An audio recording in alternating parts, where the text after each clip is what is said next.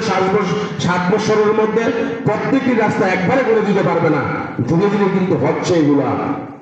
কিছু কিছু জায়গায় এখনো রাস্তা সম্পূর্ণরূপে ঠিক হয়নি, কিন্তু আমাদের সরকার করার চেষ্টা করছে।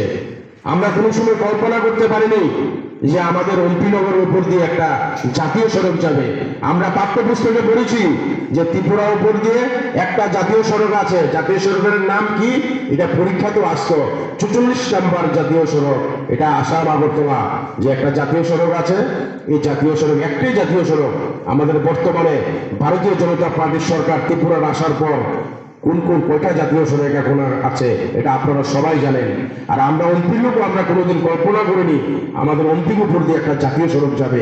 এটা কিন্তু আমরা বিরাট পাওনা, কিন্তু এটা একটা আমাদের বিরাট আমাদের একটা উপকার হয়েছে এই জাতীয় সড়কটা আসার পর। আমরা যে জাতীয় সড়কের পরে এই জাতীয় সড়ক আসার পর যারা যারা আমাদের গরিব মানুষ, যাদের রাবার বাগান করেছে, যাদের জায়গা পড়েছে, সেগুলোই কিছু সম্পদ নষ্ট হয়েছে, আর্থিকভাবে কিন্তু আমরা সবল হয়েছি। লাখ লাখ টাকা পেয়েছে অনেক লোক। আমাদের কে পেয়েছে? আমাদের এই এলাকার লোক পেয়েছে। যে জায়গার 5 টাকা দাম ছিল না, এই জায়গা আজকে 5 লক্ষ টাকা পাচ্ছে, এটা সবাই জানে।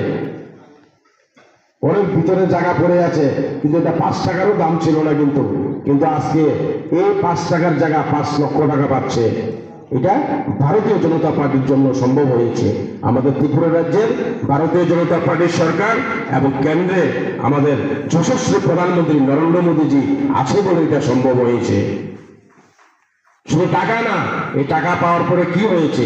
যারা টাকা পেয়েছে আর্থিকভাবে সবল হয়েছে, পারিবারিক নিজস্ব শিক্ষাক্ষেত্রে ব্যবহার করতে পারবে, ছেলে মেয়েদের উন্নতির জন্য ব্যবহার করতে পারবে টাকাগুলি। এবং রাস্তার পর অনেকের ব্যবসার সুব্যবস্থা হবে।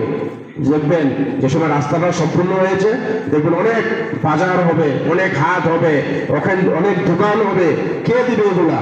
আমাদের এই অঞ্চলের মানুষ দেবে, কোনো না কোনো পরিবার থেকে কোনো আমাদের বেকার ভাই বোনরা দেবে। তারা একটা দোকান দিবে, দোকান দিয়ে পরিবার উপার্জন করে পরিবার চালাতে পারবে। এবং অনেক